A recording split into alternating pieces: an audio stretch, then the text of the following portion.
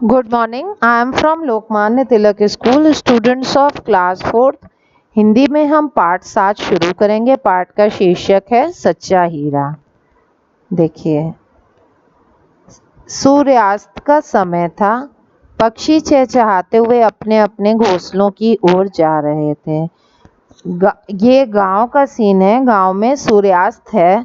सूर्यास्त मतलब जब सूरज समाप्त होने लगता है। सूर्योदय जब सूर्यास्त मतलब जब दिन ढलने लगता है। सूर्यास्त मतलब जब दिन समाप्त हो जाता है। ठीक है, तो समाप्त होने जा रहा था। पक्षी चहचहाते हुए अपने घोंसलों की ओर जा रहे थे। गांव की कुछ स्त्रियां पानी भरने के लिए घड़ा लेकर कुएं की ओर जा रही थी और गांव की कुछ स्त्रियां पानी भरने के लिए जा रही थी। पानी भरकर कुछ स्त्रियां तो अपने घर लौट गईं, परंतु उनमें से 4 कुएं की पक्की जगह पर बैठकर आपस में अपनी अपनी बातें करने लगीं। कई स्त्रियां तो अपने घर जा चुकी थी, पर कई स्त्रियां पक्की जगह पर बैठकर बातें करने लगीं। ठीक है, बातचीत करते करते बात बेटों पर आ पहुंची। बातचीत करते करते क्या हो गया? बात बेटों पर आ गई।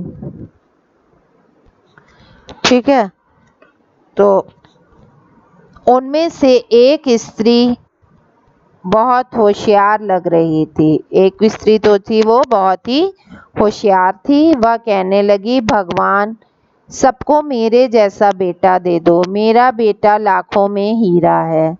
उसका कंठ इतना मधुर है कि उसका गाना मन मोह लेता है। अपने बेटे की तारीफ करी कि उसका गला अच्छा है और वो मन मोह लेता है, मतलब सब सुनने लगते हैं। उसके गीत को सुनकर कोयल और मैना भी मुग्ध हो जाती हैं। कोयल और मैना जो कि सबसे अच्छा गाती हैं पक्षियों में, वह भी मुग्ध हो जाती हैं। बड़े चाव से उसका गीत सुनते हैं और सभी बड़े चाव से उसका गीत सुनते हैं। उसकी बात सुनकर दूसरी स्त्री का मन हुआ कि वह भी अपने बेटे की प्रशंसा करे। वो भी अपने बच्चे की प्रशंसा करने लगी। कैसे? उसने पहली स्त्री से कहा, मेरा बेटा तो भीम जैसा है। वह बहुत ही ताकतवर और बहादुर है। बड़े बड़े बहादुरों को भी पछाड़ देता है। वो अपने बच्चे की तारीफ करे कि मेरा बच्चा भी बहुत ताकतवर है और बड़े बड़ों को पछाड़ देता है। वह इस युग का भीम है। कौन है इस युग का? भीम। भीम सबसे ज्यादा शक्तिशाली था महाभारत समय में, और वो इस समय का भीम है, ऐसा बता रही है। यह सब सुन के भला तीसरी औरत कैसे चुप रहती? तीसरी औरत भी करने लगी अपने बेटे की तारीफ। उसने भी अपने बेटे के बारे में कहा, मेरा बेटा पढ़ने में बहुत तेज है। वह जो कुछ पढ़ता है एकदम याद कर लेता है। ऐसे लगता है मानो उसके कंठ में सरस्वती का निवास हो। हीरा है, हीरा मेरा बेटा। चौथी वाली भी कहने लगी कि मेरा बेटा तो हीरा है, वह पढ़ने में बहुत ही अच्छा है ना। और तीनों की बातें सुनकर चौथी स्त्री चुपचाप बैठी रही। उसने अपने बेटे के बारे में कुछ नहीं कहा।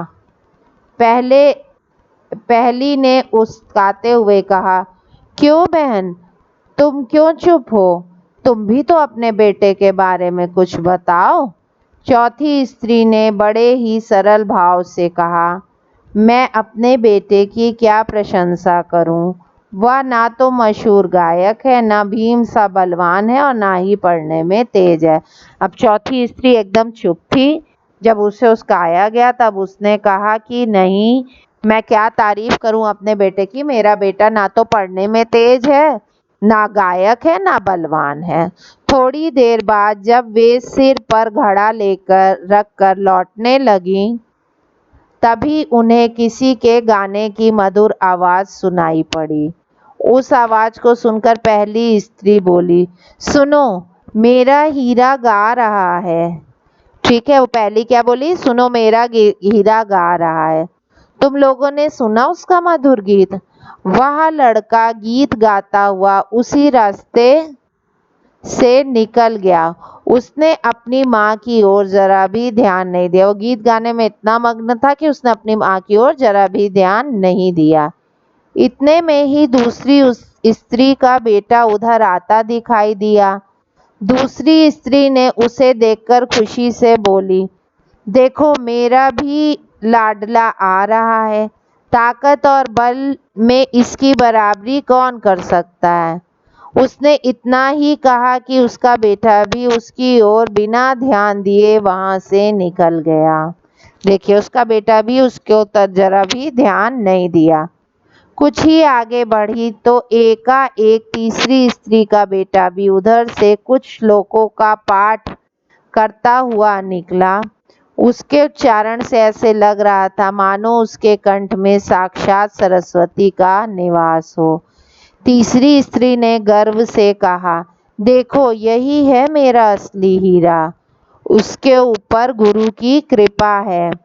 इसके कंठ में सरस्वती का निवास है।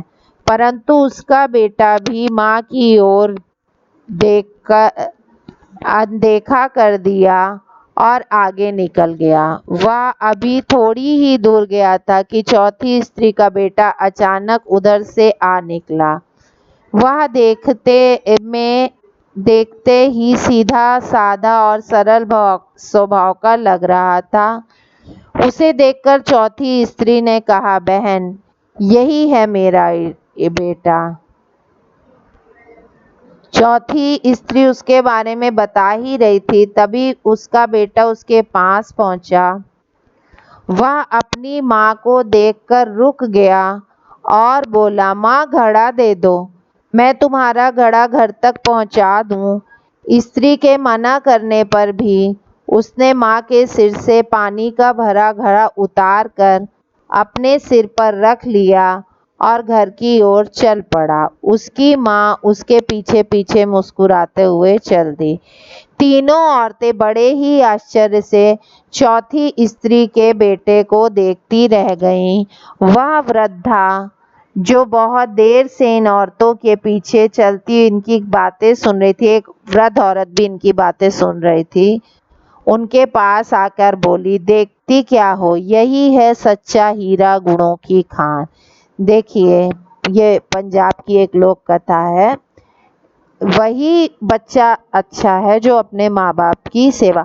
ज्ञान होना बहुत अच्छी बात है, उनके बच्चों को ज्ञान था, ये बहुत अच्छी बात है, लेकिन ज्ञान पे गर्व नहीं होना चाहिए। हमेशा अपने से बड़ों की बात सुननी और माननी चाहिए। आप क्या करेंगे, पाठ 4 हेडिंग डालेंगे, उसके बाद इसमें लिखे जो उच्चारण वाले शब्द हैं उनको इसको लिखेंगे कॉपी में।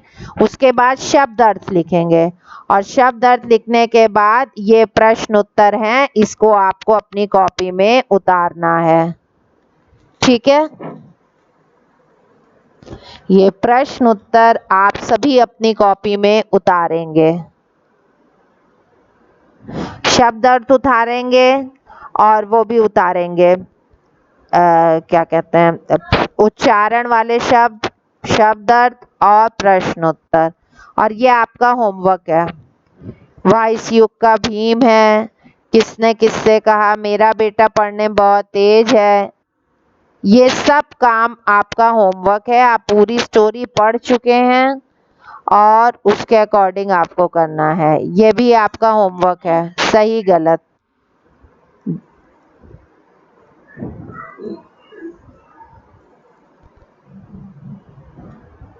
इसको देख लीजिए, काल कौन से हैं।